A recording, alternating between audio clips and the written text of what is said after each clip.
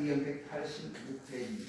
제가 먼저 읽도록 하겠습니다. 내가 진실로 내게 이르노니 젊어서는 네가 스스로 띠띠우고 원하는 곳으로 다녔거니와 늙어서는 내 팔을 벌리니 남이 내게 띠띠우고 원치 아니하는 곳으로 데려가리라. 이 말씀을 하시면 베드로가 어떠한 죽음으로 하나님께 영광을 돌릴 것을 가르치시니라. 이 말씀을 하시고 베드로에게 이르시되 나를 따르라 하시니 베드로가 돌이켜 예수의 사랑하시는 그 제자가 따르는 것을 보니 그는 만찬석에서 예수의 품에서 의리하여 주여 주를 파는 자가 누구오니까 묻던 자라라. 다같이 읽습니다. 이에 베드로가 말을 보고 예수여 주여 이 사람은 소개되겠사옵나이다. 예수께서 가라되 내가 올 때까지 그를 머물게 할지라도 내게 무슨 말이냐 너는 나를 따르라 하시더라. 아멘. 공동한 말씀을 통해서 이 시간에 너는 나를 따르라 하는 말씀으로 잠시 은혜를 받기를 원합니다. 이 말씀을 준비하기 전에 저는 8.15라고 하는 것을 생각하지 않을 수가 없습니다. 36년간에 우리가 일제의 탄압을 받으면서 숱한 믿음의 종들, 목사님들이 순교를 하게 되고 또 엄청난 고난과 역경을 경험했으며 저들이 말로 다 할 수 없는 괴로움을 당하기도 했습니다. 일자 무식꾼이었던 바로 거창의 배추달 집사님은 그 중공의 주일날 아침 데려갔어. 그래가지고 야 와서 주제소에 가서 이 마당 좀 썰어라 그랬습니다. 그분이 얼마나 신앙이 바른지 몰라. 그런데 나는 주일은 절대로 주제소 마당에 쓸 수가 없습니다 했습니다. 근데 다른 사람 같으면 일주일에 한 번 쓰는 거야 가지고 마음을 쓸 수도 있습니다. 그런데 그 배추달 선생은 나는 집사지요. 나는 쓸 수가 없습니다. 왜? 무슨 소리냐? 오늘 주일이기 때문에 그렇습니다. 당신이 만약 내게 소장이 월요일이나 화요일이나 다른 토요일 중간에 쓰으라고 하면 100번이라도 쓰으라고 해도 쓰겠습니다. 그러나 주일은 쓸 수가 없습니다. 왜 그러는데? 주일은 오직 하나님께 영광을 돌리는 날이기 때문에 그렇습니다. 왜 끌고 왔어요? 이 소장이 요즘은 저 파주소 소장이 끌고 가서 산속으로 끌고 갔습니다. 총을 딱 빼고는 야! 배추달! 너 내일 쓸 거야 안 쓸 거야? 그런 겁니다. 이번 주에 또 쓸 거야 안 쓸 거야? 그러니까 못 씁니다. 절대로 쓸 수가 없습니다. 그것만은 안 됩니다. 이랬습니다. 그러니까 예수 믿으래 안 믿으래? 믿지요. 왜 안 믿어요? 그런데 그만 총을 쏘았어요. 권총을 쏘았는데 본인이 쏘고 죽었습니다. 죽어서 그 죽이놓고 자기 내려온 거예요. 내려가는데 동네 사람이 이 배추다리가 안 보이니까 나무하러 가다가 산에 가니까 배추다리 총에 탄이 맞아서 피투성이가 돼서 쓰러져서 순교당하고 있었습니다. 그 소리가 소문에 소문을 끄덕여서 일어나는데 그 사건이 일어난 사건은 어떻게 되는지 전혀 아무도 모릅니다. 그런데 총을 쏘던 이 사람이 예수를 믿었어요. 예수를 믿고는 그가 변화를 받아 이와 같이 회개를 하고 내가 배추다리를 이렇게 죽였습니다. 이러니까 그것이 만천하에 공개가 되어서 배추다리 집사는 아주 순교자로 우뚝 서는 이러한 심령을 우리가 볼 수가 있습니다. 우리 앞선 선배들은 다 이러한 일을 다 걸어갔습니다. 걸어가면서도 그들은 오직 자기의 괴로움, 자기의 고통 이것을 생각하지 아니하고 오직 주님 가신 그 길을 나로 가게 되니 감사하다 생각하고 그 길을 온전히 걸어갔던 모습을 볼 수 있습니다. 오늘 본문 말씀에 보면 요한복음 21장 15절로 23절 말씀은 시몬 베드로와 예수님 사이의 대화를 나누는 과정 가운데 있었던 것을 기록하고 있습니다. 때는 예수님께서 부활하신 이후에 제자들이 다 뿔뿔이 흩어지고 갈릴리 바다에 어부 생활하는 사람은 어부로 돌아가고 난 다음입니다.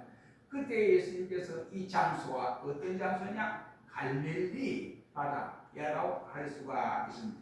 예수님께서 부활하신 후에 여산서에 가서 십자가에 돌아가시자 모든 제자들이 겁에 질려서 자기 갈 길로 다 가버리고 이와 같이 옛날 어부는 어부대로 다 돌아가고 다 이와 같이 뿔뿔이 흩어진 상황에서 부활하신 주님이 포기를 하는 제자들에게 나타나시던 모습을 볼 수가 있습니다. 주님은 그들을 찾아가서 자신의 부활의 모습을 약속대로 보여주셨던 모습을 봅니다. 오늘 본문의 갈릴리 바다에 있었던 주님과 베드로의 대답에 중에 이와 같이 한 장면을 말씀하고 있는데, 그 장면의 요점은 다른 곳에 있는 것이 아니라 너는 나를 따르라 라고 하시는 말씀이라고 할 수 있습니다.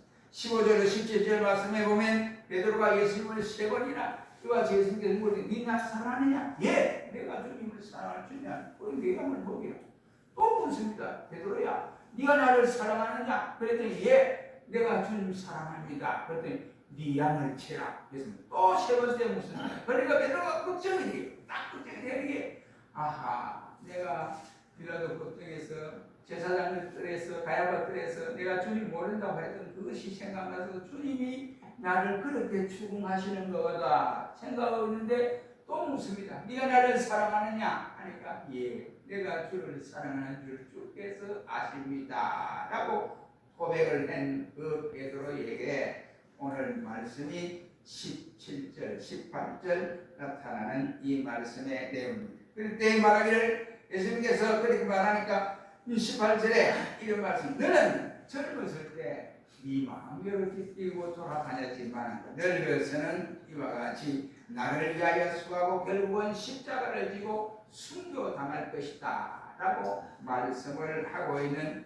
모습을 봅니다. 그때에 베드로가 그 말씀을 듣고 자기가 그것을 받아 수용을 하지만은 옆에 보니까 제자 요한이 있었습니다. 그러니까 궁금했어요. 자기보다 요한도 궁금한 거예요. 요한도 자기처럼 십자가를 지고 순교할 것을 말씀하실까 이렇게 했는데 예수님께서 말하기를 너는 요한에 대해서 걱정할 것 없고 그거는 내가 알아서 하고 너는 바로 지금 나를 따르라.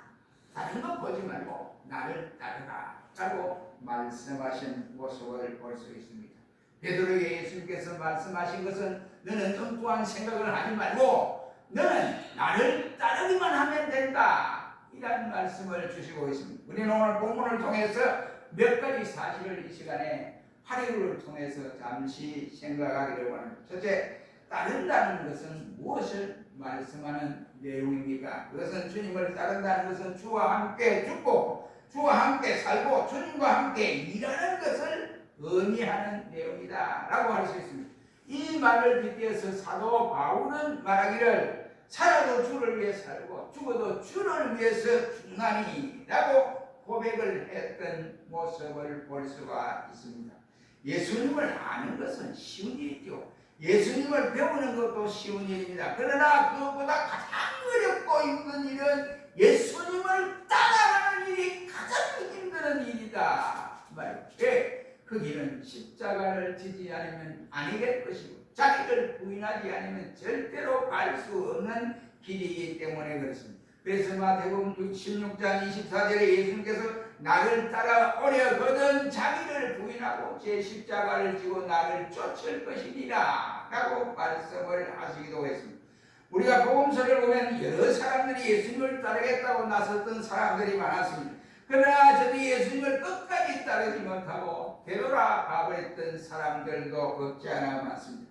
그들은 한결같이 예수가 하나님의 아들이심과 선한 선생님은 알았는데 그를 따르고자 하니까 너무너무 힘이 들어서 결국은 그 발자취를 따르지 못하고 되돌아가버린 사람들이라고 할 수 있습니다. 그들은 주를 따르지 못했습니다. 그러나 누가복음 5장 11절 말씀에 시몬 베드로는 고백하기를 내가 모든 것을 버려두고 예수를 쫓았다 라고 말씀을 하고 있습니다.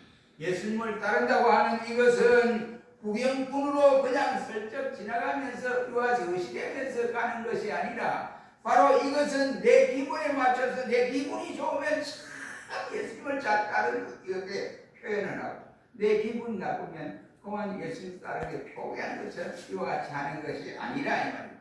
이것은 바로 주님과 함께 살고 주님과 함께 일하고 주님과 함께 죽는 것을 의미하는 것이 주님을 따르는 것이다 이 말입니다. 두 번째는 왜 주님은 베드로에게 나를 따르라 라고 말씀을 하셨을까 하는 것입니다. 그것은 요한복음 6장 66절로 69절 말씀에 보면 베드로 자신이 따르겠다고 먼저 주님 앞에 철두철미하게 약속을 했기 때문에 그렇습니다.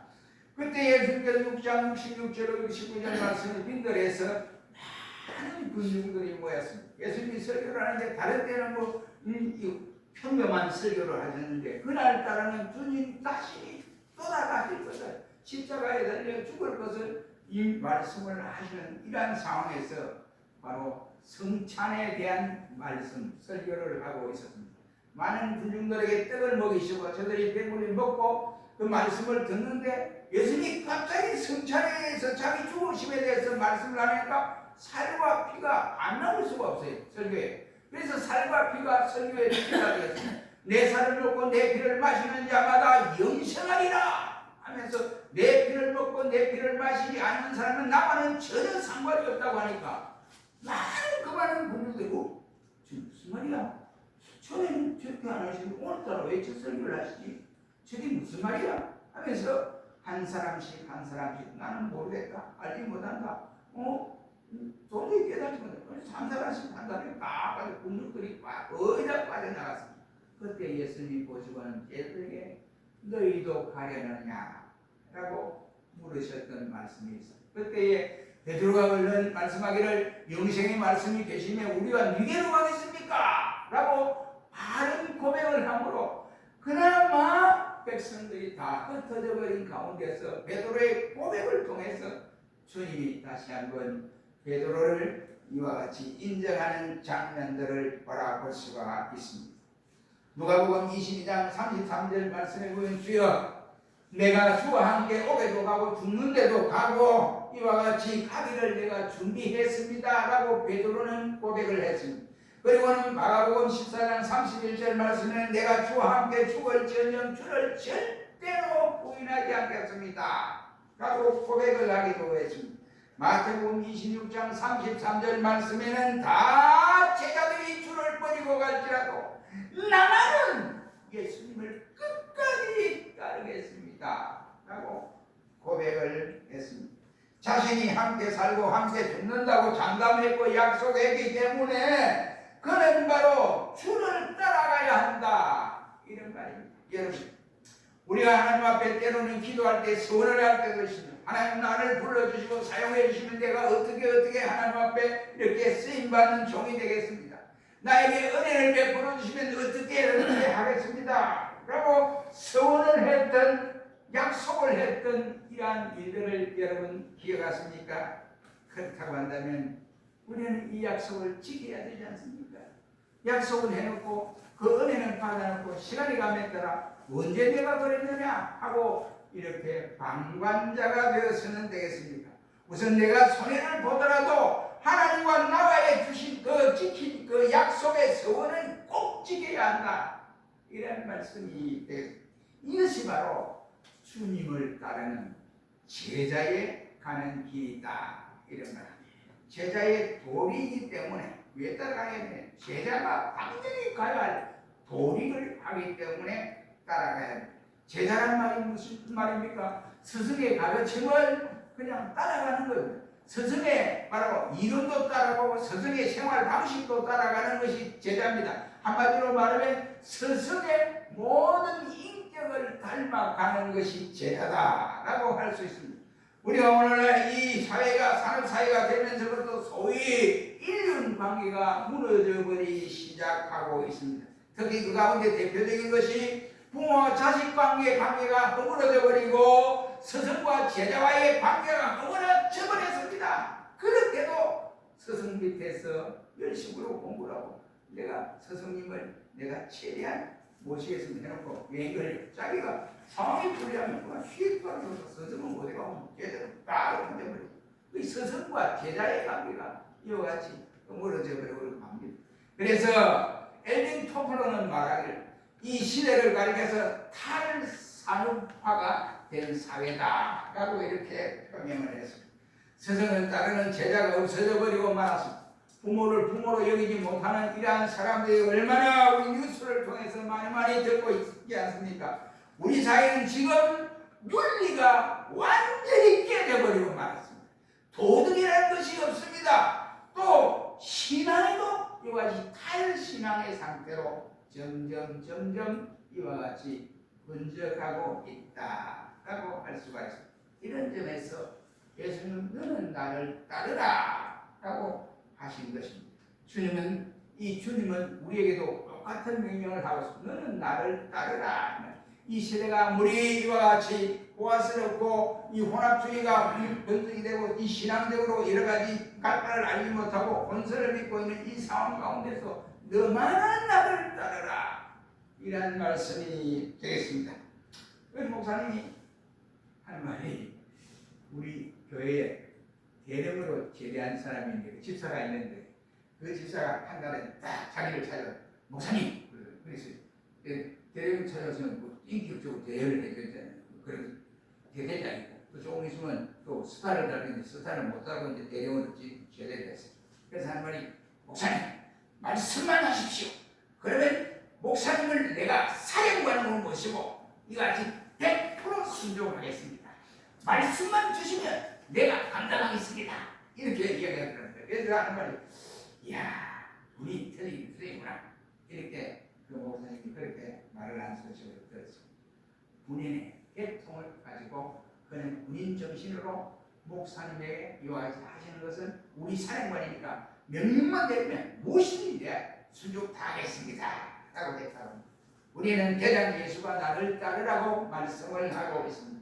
그를 따르는 자만이 예수의 병사가 되고 그의 제자가 될 수가 있다 이 말입니다.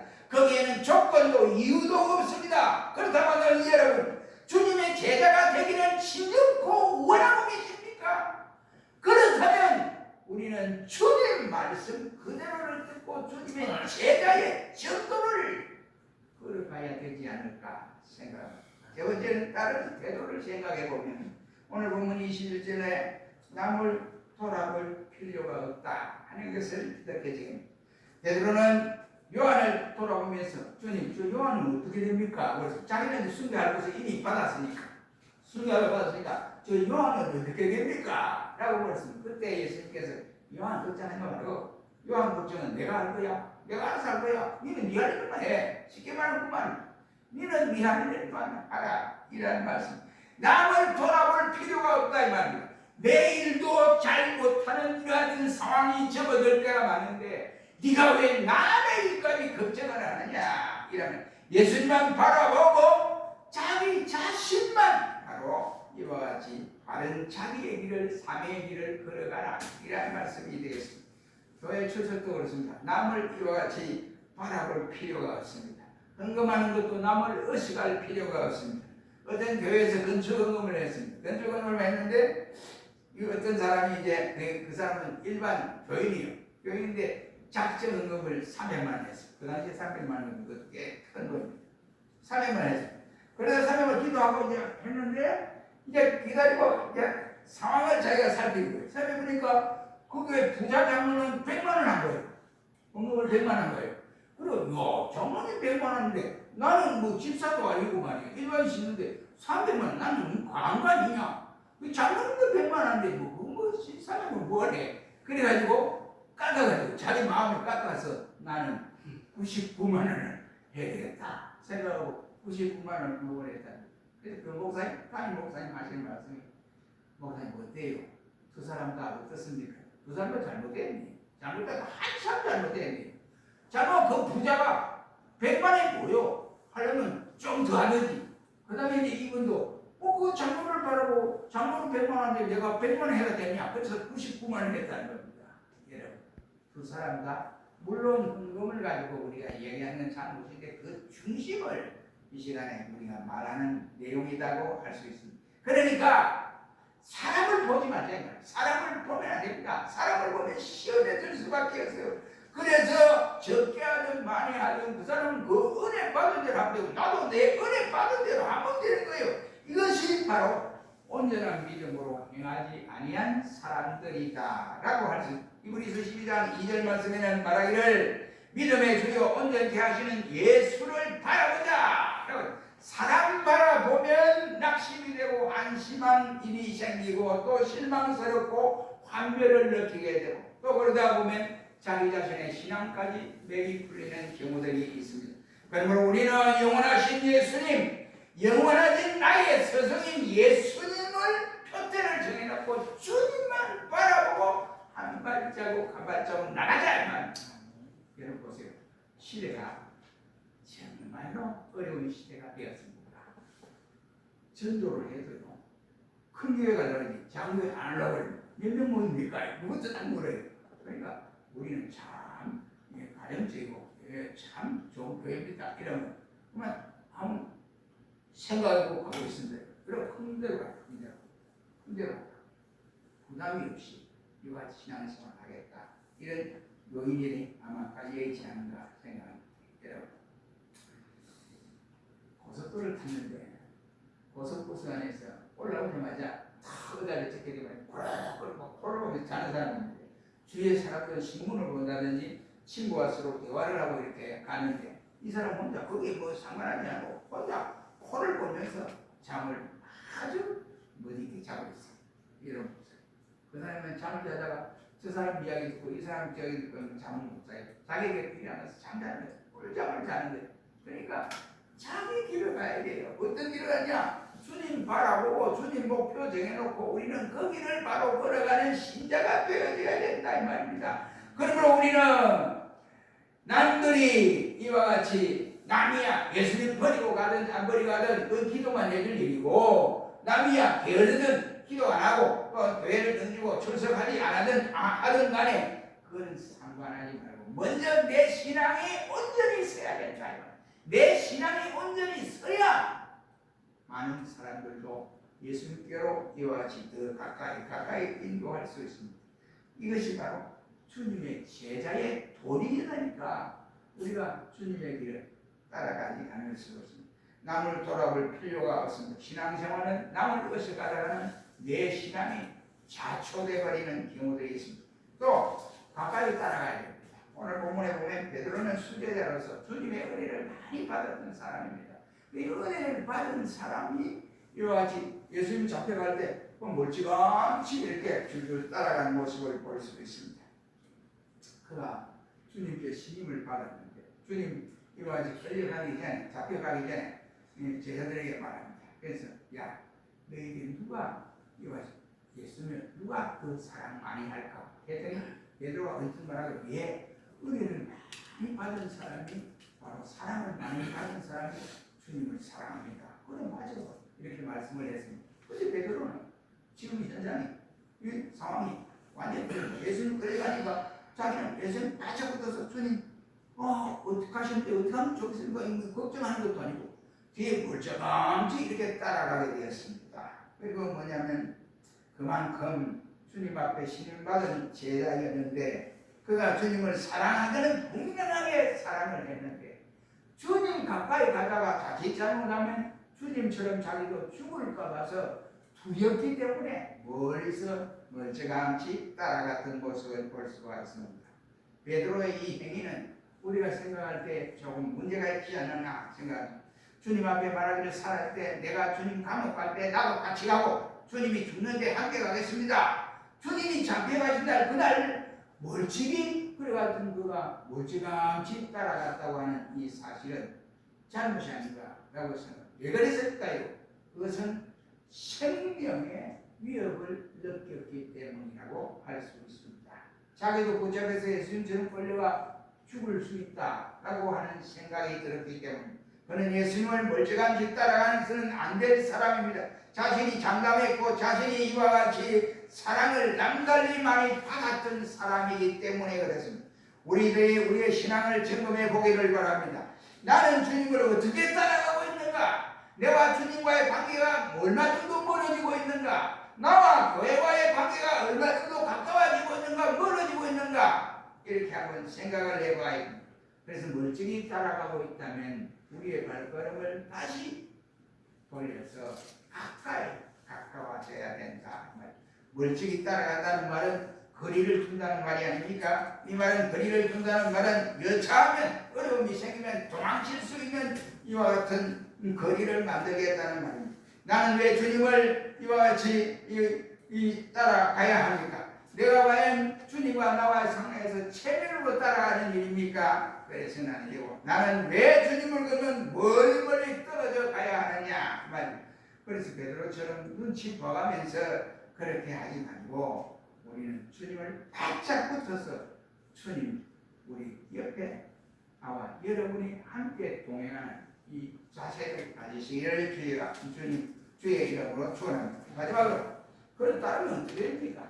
따르면 어떻게 되느냐? 물론 처음에는 고통스럽고 힘이 듭니다. 그러나 어려워도 따르는 길에 힘들어도 가야 하는 길이 제자의 일이고 십자가에 가는 길입니다. 그렇게 해야 결국 주와 함께 영광스러운 나라에 들어갈 수가 있는 것입니다. 고린도전서 9장 24절 말씀에는 운동장에 다름질하는 선수가 달려가야지, 힘써 달려가야지, 그래야 상금을 받지. 그렇지 않냐고. 뭐 천천히 볼 것 하고 뭐 천천히 걸어가다니는 그 사람은 절대로 상금을 받을 수 없다. 그 상금을 받는 상을 받는 데 1등은 한 사람밖에 없다고 바울은 말씀을 하고 있습니다. 그러므로 너희도 그 상을 얻도록 이와 같이 다름질하라 라고 말씀을 하고 있습니다. 끝까지 달려가야 된다. 끝까지 따라가야 주님께 상을 받을 수 있다는 말입니다. 사랑하는 성도 여러분, 주님 따라가는 이 그마저라도 포기하지 마시기를 바랍니다. 예수 믿는 생활이 어렵게 생각되더라도 중단하지 마시기를 바랍니다. 열심을 냅시다. 상을 바라보면서 주님을 따라갑시다. 사랑하는 성도 여러분, 주님은 이 시간에 저와 여러분들에게 어렵고 힘든 상황 가운데서 나를 따르라 라고 이 명령을 주셨습니다. 그러므로 주님을 따르되 나는 주만 따라가겠습니다 라고 하는 베드로의 고백처럼 우리도 이러한 확실한 상황 가운데서 남을 의식하거나 아니면은 옆에 눈치를 봐가면서 설쩍설쩍 하는 것이 아니라 확실하게 주님 바라고 따라가는 모든 종들이 되시기를 주의 이름으로 축원합니다. 거룩하신 주님, 주 따라가는 길이 그리 쉬운